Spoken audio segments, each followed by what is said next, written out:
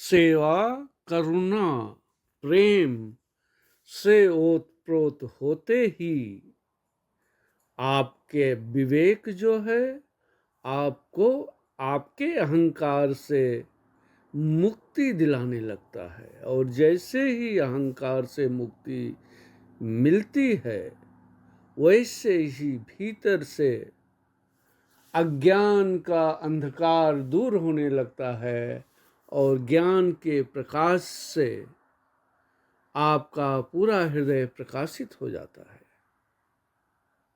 लेकिन सेवा का भाव आते ही, करुणा का भाव आते ही प्रार्थना आपकी इतनी गहरी हो जाती है कि आपको आपके जीवन का गुरु, आपके जीवन का मास्टर अपने आप ही आपके जीवन में अवतरित हो जाते हैं।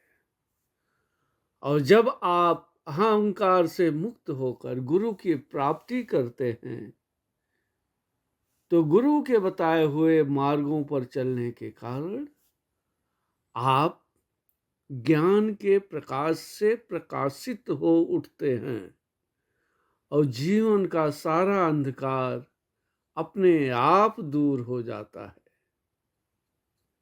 लेकिन जब तक आप बाहर की वासनाओं में ही रस लेते रहेंगे तब तक भीतर के प्रकाश से तो वंचित ही रह जाएंगे ना।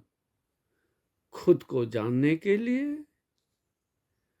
खुद के भीतर ज्ञान का प्रकाश प्रकाशित करने के लिए गुरु का सानिध्य, सत्संग, ध्यान, सेवा उतना ही जरूरी है जितना जरूरी आपको जीने के लिए श्वास लेने की जरूरत पड़ती है।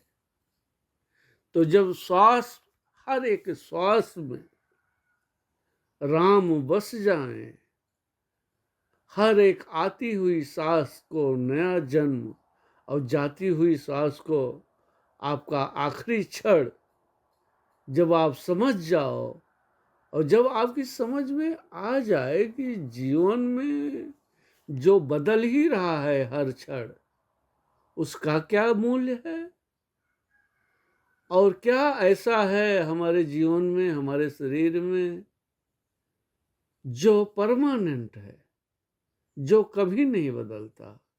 और वो तो बस आपकी आत्मा ही है, वो तो आप ही हो जो नहीं बदलता।